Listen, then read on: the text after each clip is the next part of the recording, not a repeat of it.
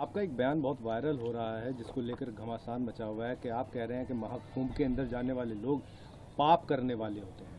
क्या कहें? नहीं, मैंने कहा कि जिन्होंने पाप किए हैं, मैं यहाँ जहाँ रहता हूँ उससे 50-60 किलोमीटर पर हरिद्वार है और हम बचपन से ये सुनते आए हैं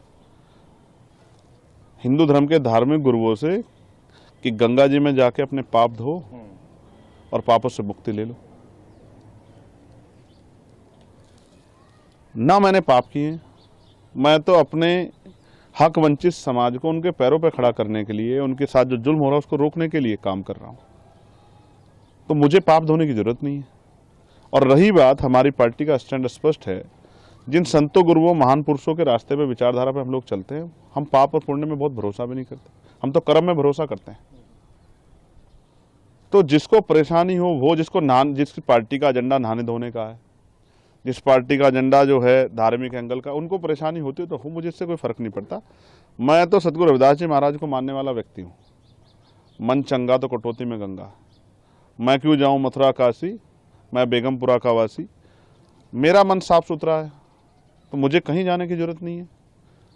मेरा मन इस देश के प्रति, इस देश के लोगों के प्रति, गरीबों के प्रति, किसानों के, कमजोरों के, हर व्यक्ति के सम्मान के लिए और उनकी परेशानियों को हल करने के लिए। बाकी जिसको जो सोचना है, कहना है, वो कहता रहे, मुझे इससे कोई फर्क नहीं पड़ता। मैं अपनी बात पर तटस्थ हूँ।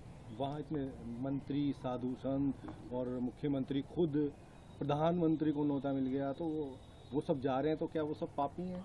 देखिए, मेरी बात सुनिए। जब वो वहाँ जा रहे हैं और आपने याद दिला दिया, तो मैं मुख्यमंत्री जी से कहूँगा, प्रधानमंत्री जी से, जब वो जाएं तो इलाहाबाद में जो लाशें कोरोना काल में हमने देखी थी, उन लोगों के लिए भी, जिनका अंतिम संस्कार भी नहीं करा, उनके लिए भी प्रार्थना कराएं।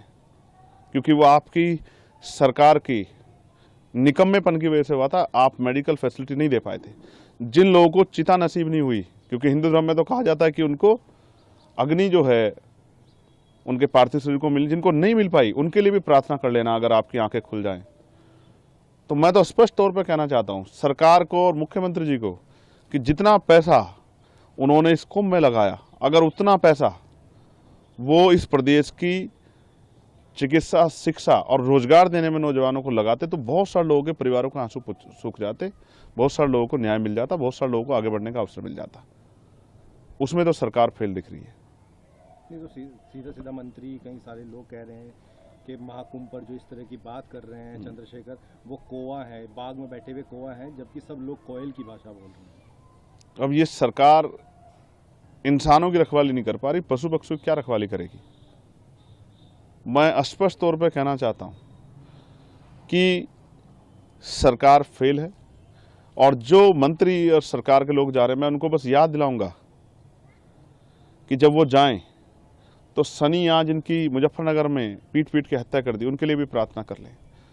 जब वो जाएं तो जिनकी 5 लोगों की, मुस्लिम समाज की, यहाँ मेरठ में हत्या कर दी, उनके लिए प्रार्थना कर लें। वो जो बच्चा जिसने पार्लियामेंट के सामने जाकर जितेंद्र ने खुद को आग के हवाले कर दिया न्याय न मिलने पे, बागपत के, उस बच्चे के लिए भी प्रार्थना कर लें।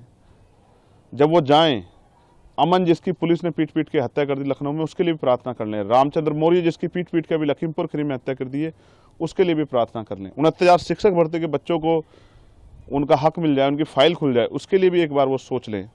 जो महिलाओं पर अन्याय अत्याचार हो रहा है, उसके बारे में भी सोच लें। किसानों के जो बुरे हाल है, किसान, हमारे नेता दल्लेवाल जी बैठे हैं जीवन मरण के बीच में, अपनी समस्याओं को लेकर किसानों को, उनके लिए भी सोच लें।